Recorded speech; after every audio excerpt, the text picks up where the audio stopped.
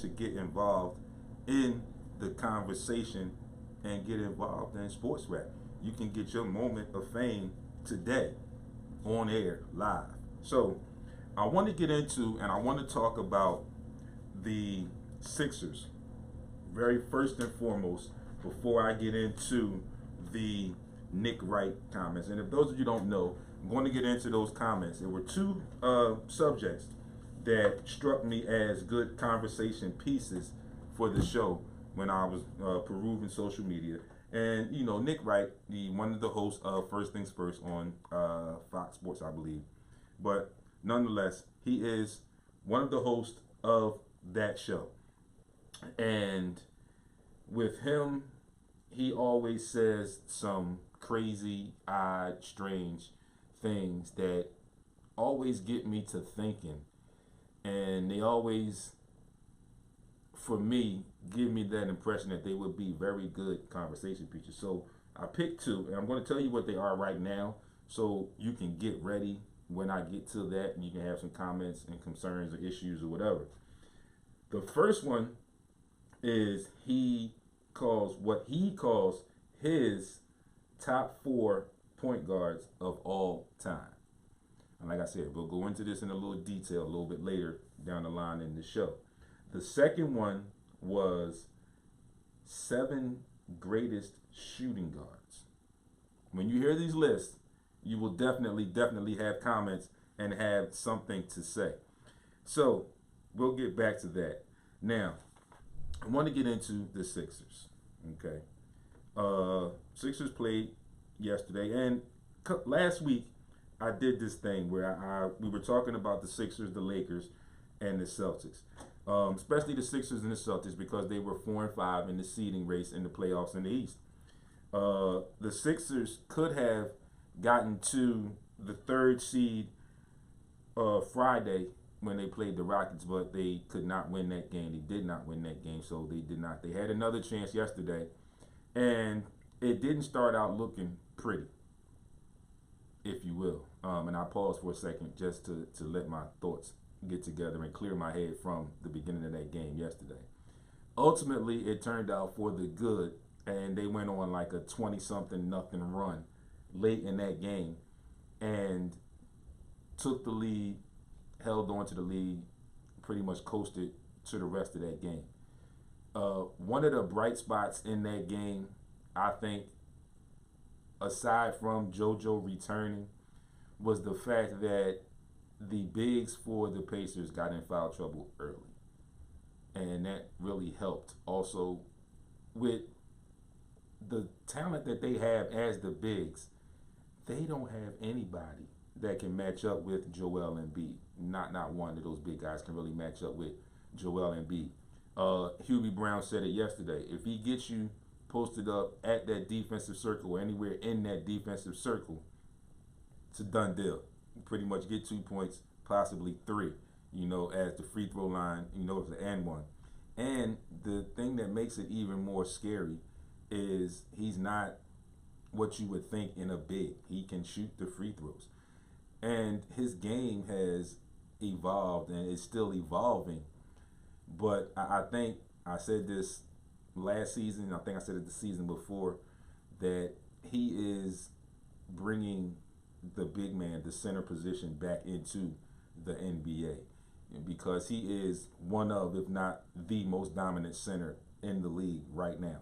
People, if you want to argue with me, you want to dispute that, 267-368-5328. I am here, and I will take all your questions, all your comments. I just ask, and all I say is, if you call me and you dispute me, or you call me with comments, or you call me with reasons why A, B, or C should happen, or why you feel a certain way, please don't just call me and say so-and-so should be fired, or you're wrong about what you think. Give me reasons why. You have to stand up for yourself and stand up for your answers. That's why we say we keep it 100 here. Because if you call me, I'm going to tell you why. And I always tell you why. When I talk about stuff, I tell you if these are my opinions and my concerns, my thoughts or not. And I always tell you, and I stand behind them, and I always give you reasons and facts to back up what I give you on air. So, the Sixers have moved into the 3rd seed. And they arguably have the easiest schedule out of the three. And I'm talking about the three teams in that 3, 4, 5 range. That's the Sixers, Pacers, and the Celtics right now. So if the playoffs ended right now, the Sixers sitting at the third seed would be playing the Detroit Pistons, home court advantage. And I think that's a series that they could win. I just hope that they can stay in that third seed. And in all actuality, I think they can do it because, like I said, they have arguably the easiest schedule of the remaining three teams, 3, 4, and 5. And the Pacers, who were just bumped out of that 3 spot, fell into the 4 spot now, have the toughest schedule remaining out of those three teams. And they don't have their best player. And I told people, Frank, if you tuned in, if you listening, other people, I've told you guys, and I told people that I didn't think that the Indiana Pacers would hold up and stay in that third spot. They played a great game yesterday. They just got overwhelmed. At one point in the second half, it was reported that Joel Embiid had a total of 22 points, and at the running time, the Pacers team had 4 more points. And that's Joel Embiid, 22. The Pacers team, 26. Okay. JoJo, on his return, ended with 33 points and 12 rebounds. Another double-double. 11 for 21 shooting from the floor, 11 of 15 from the free throw line in 27 minutes. So I would say pretty efficient. He didn't really get into the swing until the second half, but that's understandable considering he hasn't played in 8 games. They say he's been practicing, but if you understand the physicality of basketball or any sport, you can practice and then you play.